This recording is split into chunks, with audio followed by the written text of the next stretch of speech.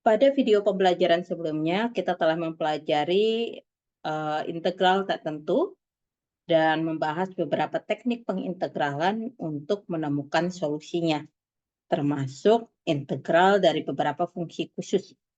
Nah, pada bagian ini kita akan mempelajari apa yang disebut dengan integral tertentu dari suatu fungsi.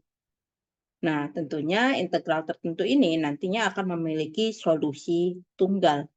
Integral tertentu itu dinotasikan dengan integral fungsi di X terhadap X, di mana batas bawahnya itu adalah A dan ujung atasnya adalah B. A di sini kita sebut sebagai ujung bawah integral, namun ada juga yang mengatakan sebagai batas bawah integral, dan B di sini adalah ujung atas integral.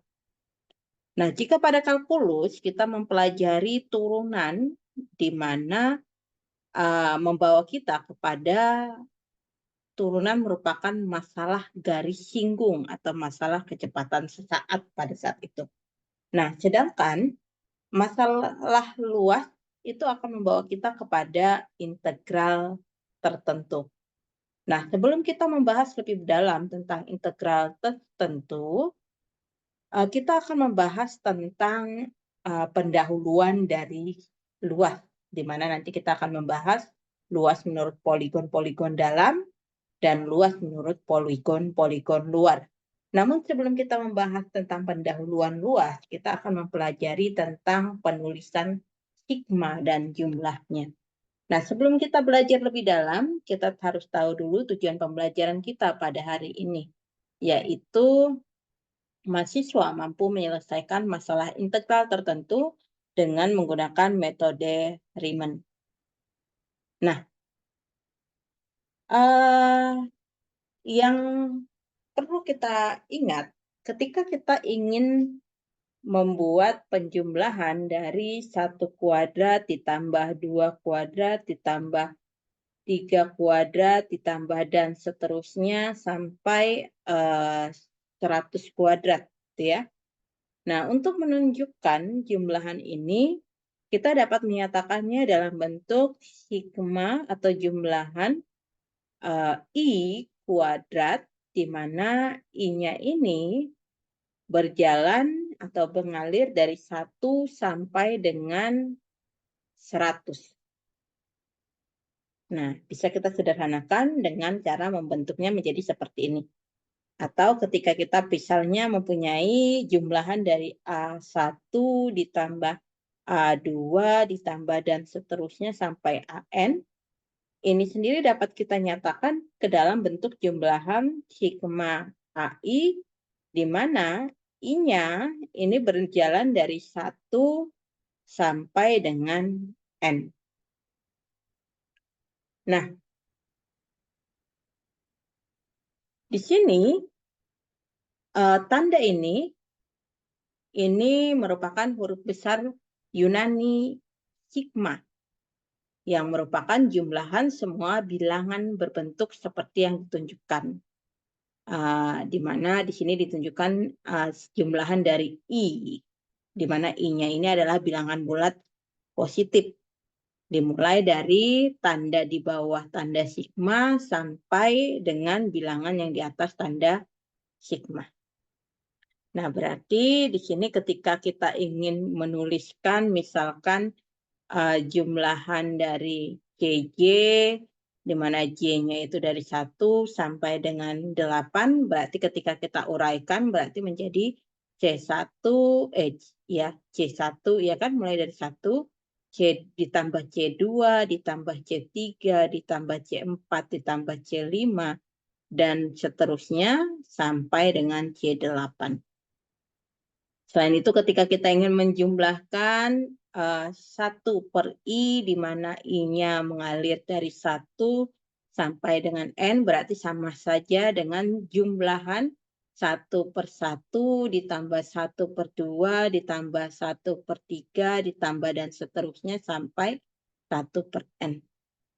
Dan ketika kita ingin menjumlahkan misalkan adalah K per K kuadrat ditambah 1 di mana K-nya dari 1 sampai dengan 3, berarti sama saja dengan jumlahan 1 per 1 kuadrat tambah 1 ditambah K-nya 2 per 2 kuadrat tambah 1 ditambah 3 per 3 kuadrat ditambah 1. Nah, jika semua bilangan di dalam sigma CI I sama dengan 1 sampai N ini, CI-nya ini mempunyai nilai yang sama atau konstan gitu ya, dia tetap nilainya, maka berarti untuk mencarinya kita tinggal menjumlahkan C-nya di sini sebanyak N kali. Yang artinya sama saja dengan C-nya ini kita kalikan dengan N. Berarti C di sini langsung saja kita kalikan dengan M-nya. Dengan demikian berarti ketika kita ingin menjumlahkan C, suatu konstanta, di mana I-nya itu dari 1 sampai N, berarti tinggal kita katakan saja itu adalah N kali C. Ketika kita menemukan jumlahan dari 5, di mana I-nya dari 1 sampai 4, berarti tinggal kalian kalikan saja 5 kali 4. Berarti sama dengan 20. Ketika kalian punya jumlahan dari min 2, I-nya dari 1 sampai 100, berarti sama saja dengan min 2 dikali 100, sama dengan min 200. Seperti itu ya. Nah, ternyata sigma di sini atau jumlahan di sini mempunyai sifat-sifat, di mana sigma di sini juga merupakan suatu operator. Nah, kita bahas sifat-sifatnya, yaitu pertama adalah sifat kelinearan. Jika kita mempunyai dua buah barisan, yaitu barisan AI dan barisan BI, ini BI ya, bukan BII ya, yang menyatakan dua barisan dan C itu merupakan suatu konstanta, maka berarti berlaku sifat jumlahan dari C dikali AI, di mana I-nya dari 1 sampai dengan N, berarti sama saja dengan mengalihkan C dikali dengan jumlahan AI, di mana I-nya dari 1 sampai N. Jadi konstantanya itu bisa kita keluarkan, yang tidak memuat I-nya bisa kita keluarkan dari sigma. Dan yang kedua itu adalah jumlahan AI ditambah BI, di mana I-nya dari 1 sampai N, berarti sama saja dengan jumlahan AI, di mana I-nya sama dengan 1 sampai N, ditambah jumlahan BI, I-nya dari 1 sampai N. Artinya berarti ketika kita ingin menjumlahkan dua buah suku, berarti sama saja dengan menjumlahkan masing-masing gitu ya. Baru yang ketiga, jumlahan AI min BI, di mana I-nya sama dengan 1 sampai dengan N, berarti sama saja dengan jumlahan AI, di mana I-nya sama dengan 1 sampai N, dikurang jumlahan BI, di mana I-nya dari 1 sampai dengan N. Nah, supaya lebih mengerti, kita langsung masuk saja ke dalam contoh. Diberikan jumlahan AI, di mana I-nya dari 1 sampai 100, itu adalah 60. Dan jumlahan BI, di mana I-nya dari 1 sampai 100, itu adalah 11. Nah, kita disuruh untuk menghitung jumlahan dari 2 AI dikurang 3 BI, di mana I-nya dari 1 sampai 100. Nah, berarti untuk menyelesaikannya, kita gunakan sifat kelinearannya. Kita gunakan sifat yang kedua dulu. Berarti ini sama saja dengan jumlahan 2 AI, di mana I-nya dari 1 sampai 100, dikurang jumlahan 3 BI, di mana I-nya dari 1 sampai 100. Nah, sampai sini kita gunakan sifat yang pertama, yaitu konstanta yang tidak memuat I, itu boleh kita keluarkan dari sigma. Berarti 2 dikali sigma AI, I dari 1 sampai 100, dikurang 3 dikali sigma BI, di mana I-nya dari 1 sampai 100. Nah, sampai sini kita sudah mempunyai jumlah AI dari I sama dengan 1 sampai 100 itu adalah 60. Dan jumlah BI, di mana I-nya dari 1 sampai 100 itu adalah 11. Berarti sama dengan 2 dikali 60 dikurang 3 kali 11. Sama dengan 120 dikurangi 33, yaitu sama saja dengan 87. Oke.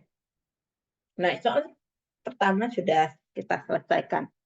Selanjutnya, soal yang kedua, kita disuruh untuk mencari jumlahan dari 3AI dikurang 4BI ditambah 8, di mana I-nya dari 1 sampai dengan 100. Nah, kita coba jumlahan 3AI dikurang 4BI ditambah 8, di mana I-nya dari 1 sampai 100. Berarti ini sama saja dengan menggunakan sifat kelinearan.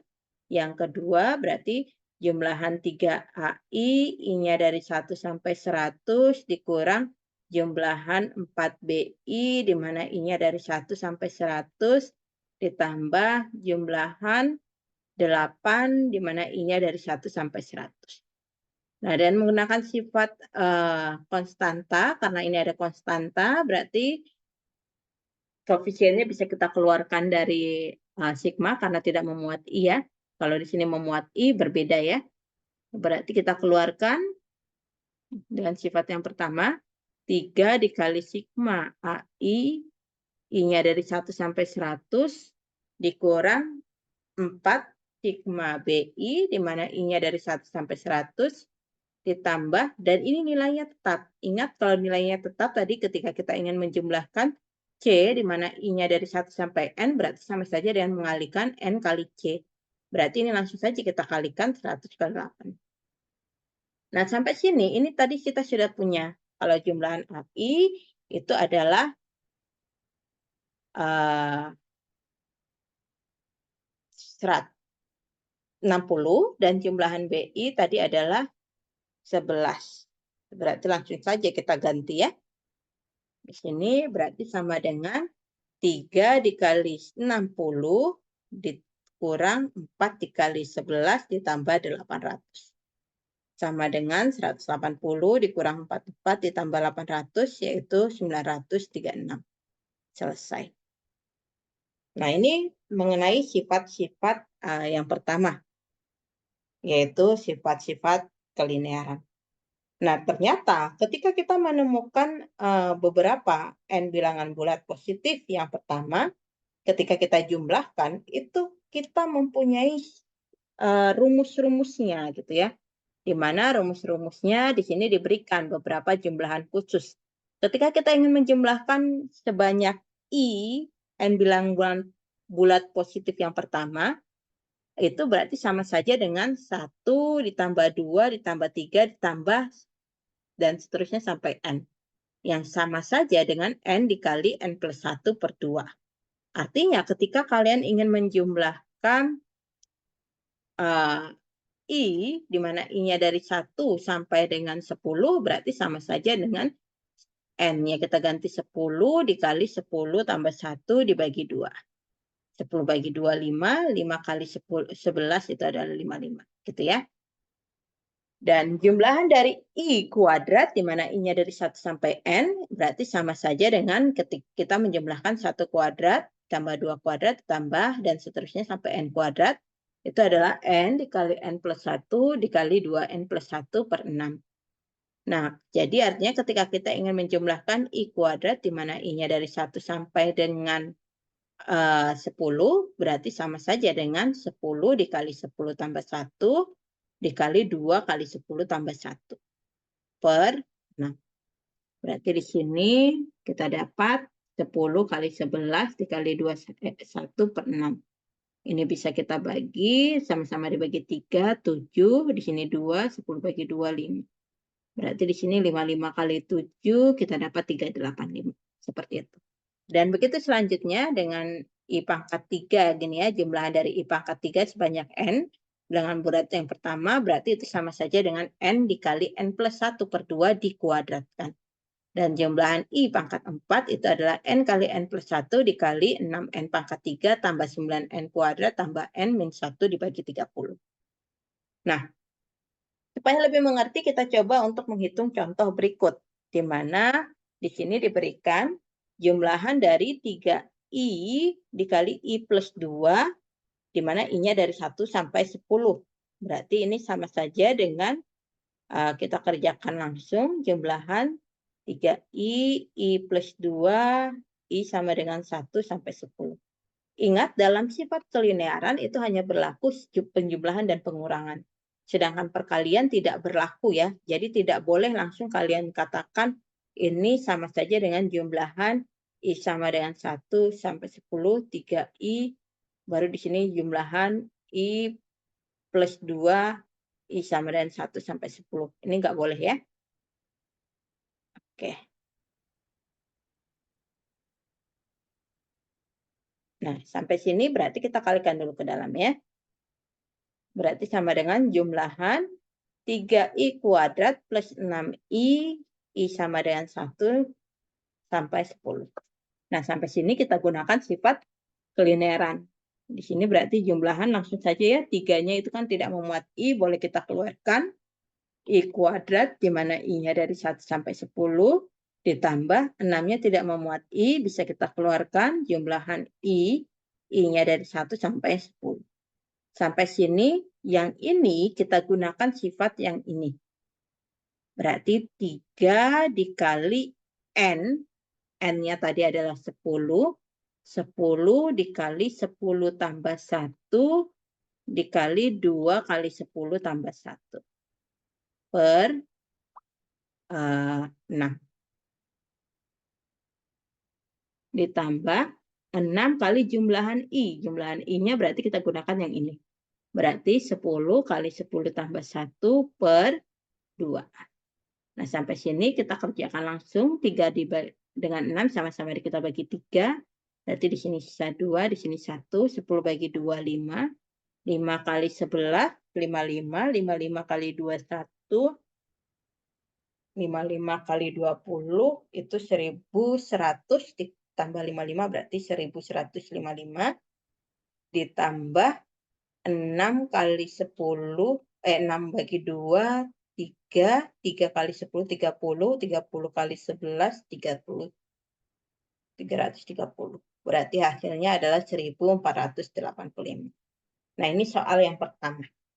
Selanjutnya soal yang kedua, jumlahan dari J plus 2 dikali J min 5, di mana J-nya dari 1 sampai dengan N.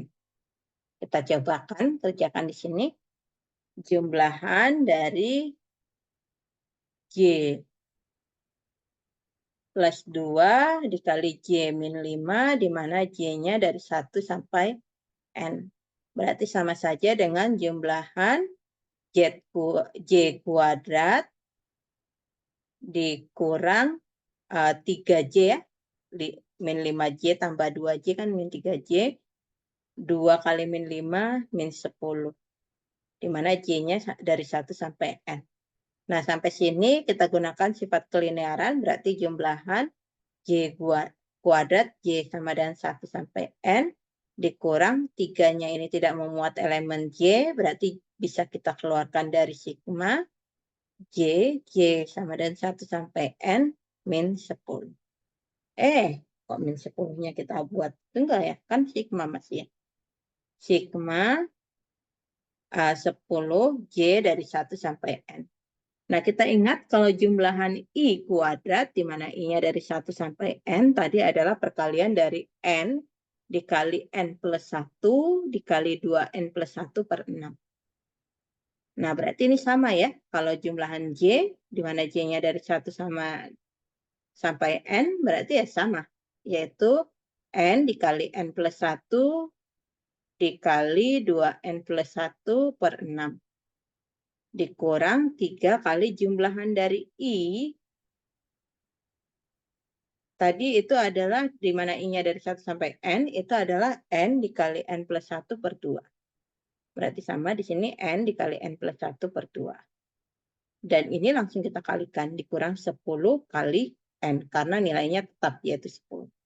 Nah, sampai sini kita samakan saja penyebutnya. Berarti di sini per 6, di sini langsung N kuadrat plus N dikali 2N plus 1 dikurang 2 kali 3 itu 6, 3 kali 3 9N kuadrat min 9N dikurang 60N. Itu ya. Berarti di sini kita peroleh 2N kuadrat plus N kuadrat plus 2N kuadrat plus N dikurang 9N kuadrat min 9N min 60N per N. Per 6. 2N kuadrat tambah N kuadrat itu adalah, ini kok 2N kuadrat ya? 2N pangkat 3 harusnya. Iya kan?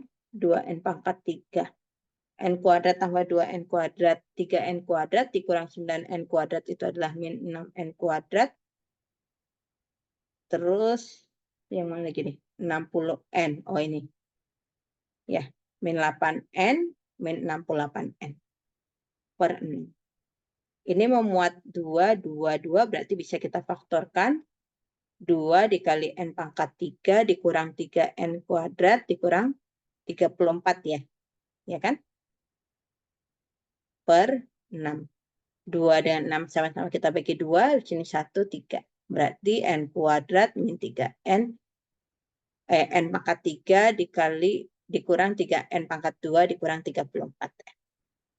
Nah, demikian tentang jumlahan sigma. Selanjutnya nanti di video pembelajaran satu lagi kita akan membahas tentang pendahuluan luas. Ya, terima kasih telah mengikuti video pembelajaran ini.